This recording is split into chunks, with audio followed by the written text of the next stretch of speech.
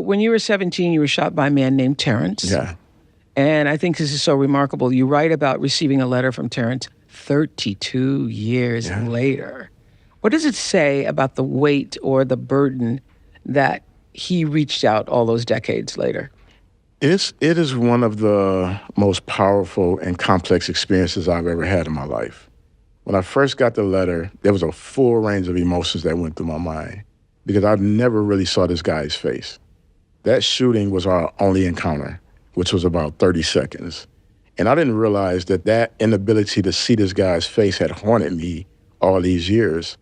And how he came about even knowing who I was. But that guy shooting you is what sent you on another path, because that's when you went and got your own gun. Yeah. It was the cycle. Yeah. You know, and when I got that letter, you know, I bristled up. My body just tensed up with all the Where were you? What anger. was going on in your life? I was actually home. I was at home in L.A. And, you know, I was outside and it's beautiful, sunny. And, you know, I opened the letter and I was just like, whoa. Like, and all the things, that moment came flashing back. And then I was like, I got to see this guy's face. So I got on the computer and I looked him up because he's still in prison. And just seeing his face, like, it felt like the weight of the world came off my shoulders. Really? Because I was able to humanize this guy, and he was no longer this boogeyman that just kind of hid in the shadows of my past. So how did he find you, and why did he write you?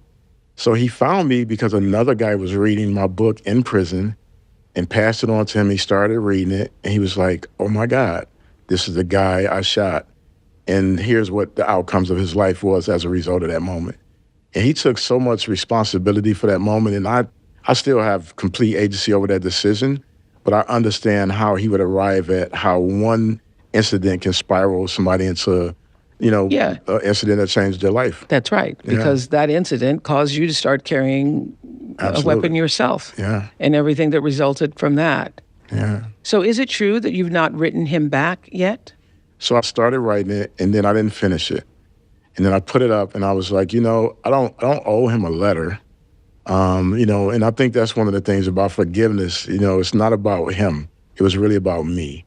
And what I realized was, like, what matters in my life today?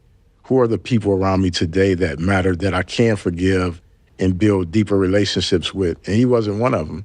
And I'm okay with that. You know, I've forgiven him, and, you know, I hope for the best life outcomes for him. But I didn't feel it was necessary for me to follow through with writing that letter. But you had started to write a letter. I did start to write it. And what did you want to say at that time? Well, I wanted to say thank you for finally revealing your face. I thought that was really, really an important part of my journey, and that I appreciate it. Because you didn't even realize how haunted you were by not knowing. Yeah. Because he really is then the boogeyman. Yeah, it's really a ghost. It's just like a phantom. And just to having the courage to say, I'm sorry, I imagine an environment that he's in, because I've been there. It's not the easiest environment to be apologetic or to say you was wrong about something. And, you know, 32 years later. Or to admit anything. Yeah, because it's not even encouraged in that environment. And so I thought that was brave of him, you know, and that's what I would have said. I thought that was a brave step to take. And knowing that, you know, he's very vulnerable to even reach out, because I still have a lot of influence in that environment. And he didn't know how healed I am or where I'm at in my journey. So just the courage to say, you know, I'm apologize to this guy who can potentially do me harm. You know, I thought that was courageous. But you haven't responded to his letter, but you do say that letter helped you in the healing process with your own mother. How? Yeah, I actually wrote my mother a letter, and So he wrote you a letter, and then you thought you write your mother a letter. Yeah, I wrote my mother a letter. And, you know, my mother and I had a very complex relationship, you know, going back to all the things that I had written about before. And what I learned most about forgiveness is Yes, I just grace. want to share with this audience. I'm going to bring it up because it is in the book. Absolutely. It's certainly in Righting My Wrongs, that seminal moment for me was when you walked into the kitchen as a 9-year-old boy with your report card, and your mom throws a pot of whatever she was cooking at you. And in that moment, everything changed for you, you know? Yeah. One time I was coming home from school, and I was like the smart kid in the family. And so my grades was like the thing that I was most proud of. And so came home super excited to... How old are you? I'm probably in the 4th grade, so I'm assuming like 8, 9, I'm not sure yet, right.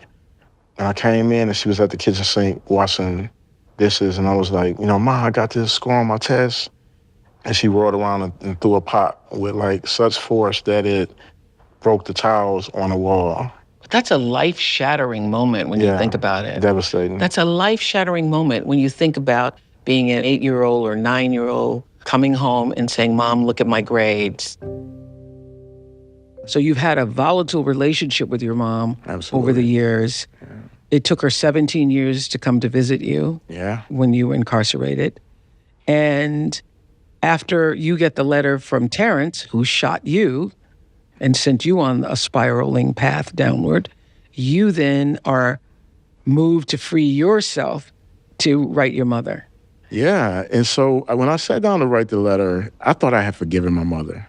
When my mother came to see me on that visit, I was like, you know what, Ma, I forgive you. I've moved on.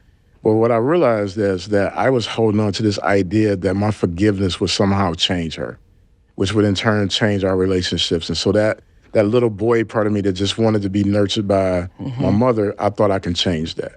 And it wasn't until this is such a good point that you're making. Yeah. That if you're going to forgive with conditions in play, it's really not forgiveness. It's really not forgiveness. Yeah. And I learned it through a conversation with my older brother. We were talking, and he just said to me, I forgave Mama, and then she did this again, and I forgave her. And it just struck me, and I was like, whoa, I've done the same thing. I've put all these conditions around it without even interrogating how she even got to become the woman that she was. And so I was like, if I'm going to get to this deep sense of forgiveness, I just got to know her story. And if she's willing to go on that journey with me, the possibilities are infinite. And so we went on that journey, and we spent time together. We talked deeply, and my mother shared things with me that was heartbreaking. Just to think about what her young life was. And I don't think we do enough of that when it comes to our parents, right? There are heroes. We just say, we say this term, hurt people. Yeah. But you don't realize what the hurt was like for those people. Yeah.